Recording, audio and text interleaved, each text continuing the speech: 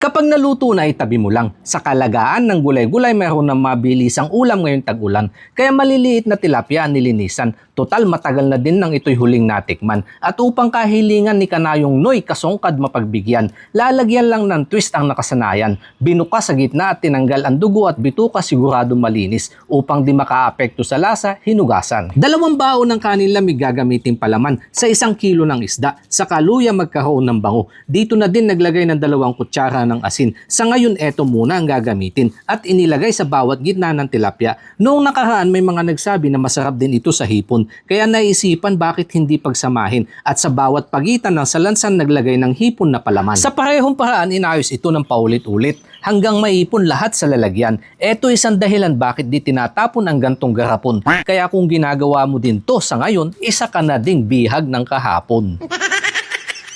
9 po, nung tinimplahan ko yun, at after 5 days, ngayon ay 14, eto na po yung kanyang kinalabasan. Sa mga nakaraang gawa ko po, eto yung fermentation period na nagustuhan ni Mrs. Dahil hindi siya masyadong maasim.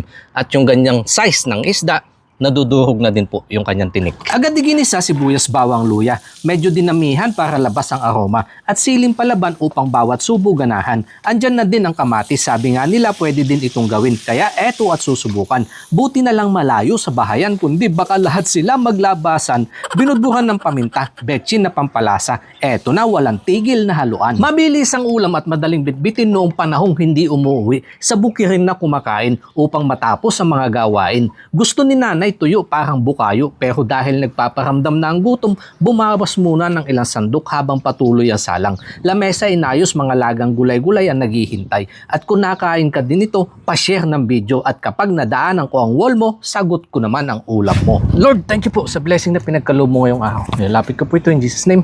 Amen.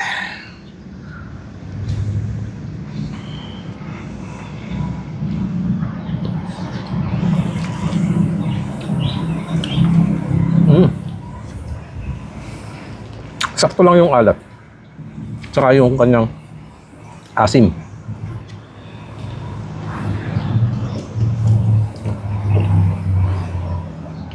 Tsaka po niya. Sa mga gantong gulay-gulay.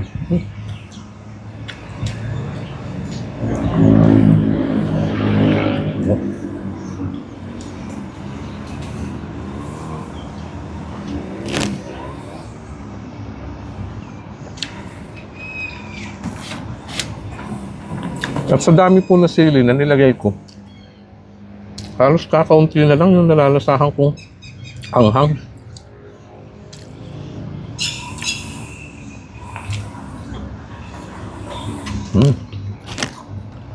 Sarap.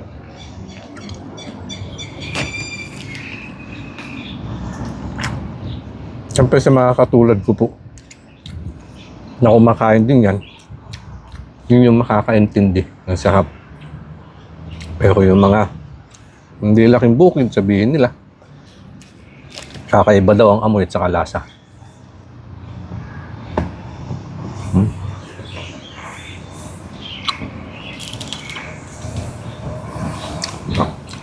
Depende po talaga yan sa pagkain kinamulatan. Kung nasanay ka sa mga pack foods, mga masarsa, dilata, hindi ho kayo magkakasundo nito sa panlasa.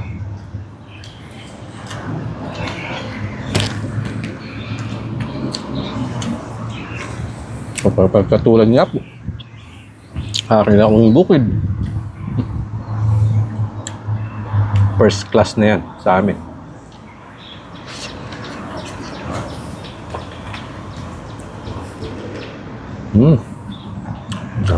Sarap.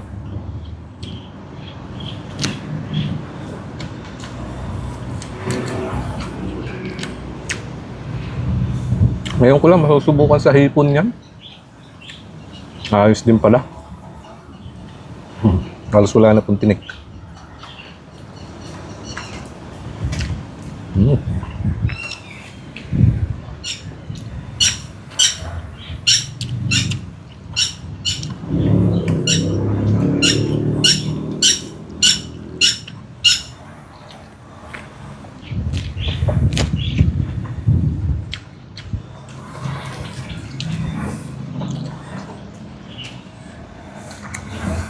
Ayun, habang tumatagal po, unti-unti ko na nakakamdaman yung anghang.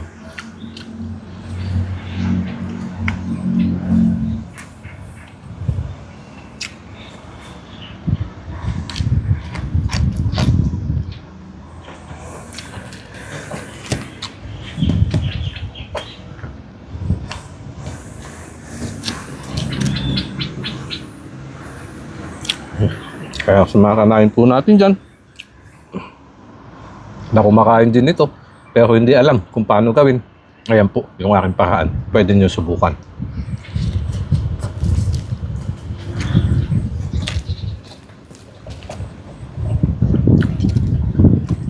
Matagal gawin pero pag na-stack mo na, pang mabilis ang ulam na lang po. Lalo na nga ngayong mahirap maghanap ng ulam sa panahon ng tag-ulan.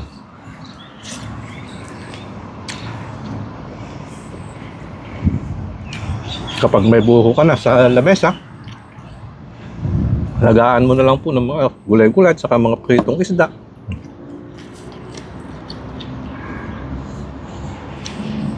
Solve na ang isang kainan.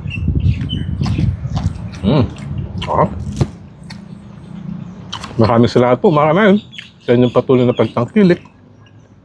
Diyan muna kayo, kain po tayo.